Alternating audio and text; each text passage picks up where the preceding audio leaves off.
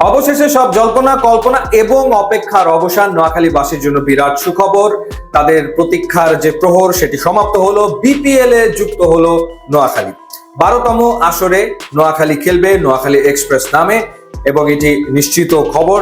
সিদ্ধান্ত নিয়ে ফেলেছে বিপিএল এর গভর্নিং কাউন্সিল। তবে যেই প্রতিষ্ঠানটা নোয়াখালীর ফ্র্যাঞ্চাইজি পাওয়ার জন্য আবেদন করেছিল বাংলা মার্ট, তাদেরকে দলটা দেওয়া হয়নি, দেওয়া হয়েছে দেশ ট্রাভেলসকে, যারা আসলে প্রথমে আবেদন করেছিল রাজশাহীর ফ্র্যাঞ্চাইজি পাওয়ার জন্য। কিন্তু যেহেতু নাবিল গ্রুপকে রাজশাহীর ফ্র্যাঞ্চাইজি দেওয়া হয়েছে, সেই কারণে তারা বাদ পড়ে গিয়েছিল। এরপরে তো নাটক নাটক নাটক চলতেই থাকলো। অর্থাৎ কেউ ব্যাংক গ্যারান্টি জমা দেয় না, 10 কোটি টাকা ব্যাংক গ্যারান্টি কেউই জমা দিচ্ছিল না, আংশিক আংশিক করে জমা দিচ্ছিল। এবং ক্রিকেটারদের একরকমের চাপ তৈরি হচ্ছিল বিসিবির ওপরে, কারণ দলের সংখ্যা যদি 5 থাকে সেই ক্ষেত্রে বেশ কিছু ক্রিকেটার তারা আসলে বিপিএল এ খেলতে পারবে না। তো সেই প্রেক্ষিতে ক্রিকেটারদের চাপের মুখে বিসিবি সিদ্ধান্ত নেয় আরো একটা দল বাড়ানো। সে কারণেই ইনক্লুড করা হচ্ছে নোয়াখালীকে এবং দেশ ট্রাভেলস, তারা এই ফ্র্যাঞ্চাইজিটি পেয়েছে। এটি যেমন নিশ্চিত খবর, এখনো অনিশ্চয়তা কাটেনি চট্টগ্রাম রয়্যালসকে নিয়ে। ঘটনা যেটা হলো যে বলছিলাম, প্রত্যেকটা টিমই ব্যাংক গ্যারান্টি জমা দেওয়ার ক্ষেত্রে তারা আসলে অনীহা প্রকাশ করেছে এবং তারা ধাপে ধাপে দিয়েছে, একবারে কেউই দেয়নি, ইনস্টলমেন্টের মাধ্যমে তারা আসলে দিচ্ছে। এবং এখন যে খবর সেটা হলো বৃহস্পতিবারের ভেতরে ব্যাংক গ্যারান্টি পুরোটা দিতেই হবে, তা না হলে ফ্র্যাঞ্চাইজি বাতিল হবে। এবং চট্টগ্রামের ক্ষেত্রে যেটা হয়েছে, তারা 2টো ইনস্টলমেন্ট এর ভিতরে দিয়েছে এবং যতটুকু শুনেছি যে 5 কোটি টাকা তারা দিয়ে ফেলেছে, আর বাকি 5 কোটি টাকা তাদেরকে বৃহস্পতিবারের ভেতরে দিতে হবে। সেই অপেক্ষাতে এখন বিপিএল গভর্নিং কাউন্সিল রয়েছে। যদি তারা দিতে পারে এই সময়ের ভেতরে, তাহলে তাদের ফ্র্যাঞ্চাইজি থাকবে। আর যদি তারা না পারে, সেই ক্ষেত্রে তাদের আর বিপিএল এ খেলা হবে না। চট্টগ্রাম রয়্যালস করতে চলেছে, সেই ক্ষেত্রে 5 দলের বিপিএল হবে। যদি চট্টগ্রাম সময় মতো এই ব্যাংক গ্যারান্টি দিতে পারে, তারা থাকবে, 6 দলের বিপিএল হবে।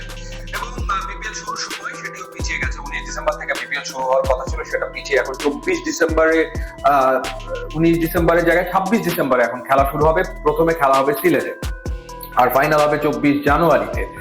আর যদি চট্টগ্রাম তারা যদি ব্যাংক গ্যারান্টি দিতে না পারে, সেক্ষেত্রে খুলনা টাইগার্সকেও আনুষ্ঠানিকভাবে বিপিএল গভর্নিং কাউন্সিলের পক্ষ থেকে চিঠি দেওয়া হয়েছে যে তারা পার্টিসিপেট করবে কিনা।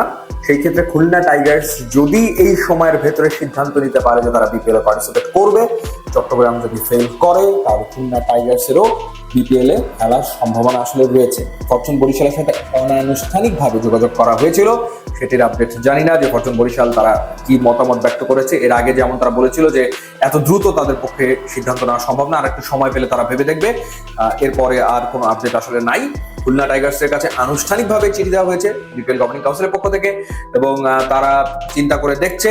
এর ভেতরে অপেক্ষা চলছে যে চট্টগ্রাম এই সময়ের ভেতরে, বৃহস্পতিবারের ভেতরে ব্যাংক গ্যারান্টি দিতে পারে কিনা। যদি পারে তাহলে তারা থাকবে, আর যদি না পারে, যদি খুলনা টাইগার্স খেলতে ইচ্ছুক হয় এর ভেতরে ব্যাংক গ্যারান্টি জমা দিয়ে, তাহলে খুলনাকে ইনক্লুড করা হবে। এখন পর্যন্ত অকশনের যে তারিখ 30 নভেম্বর, সেটিতেই রয়েছে, সেটিতেই ফিক্স রয়েছে বিপিএল গভর্নিং কাউন্সিল। এবং শেষ মুহূর্তে যদি আবার কোনো পরিবর্তন আসে, সেক্ষেত্রে পরিবর্তন হতে পারে। এখন প্রতিনিয়ত যেভাবে পরিবর্তন হচ্ছে, কোনো কিছুই আসলে ফিক্সড আগে ভাগে বলার কোনো সুযোগ নেই। সো দেখা যাক চলমান এই নাটক কোথায় গিয়ে থামে।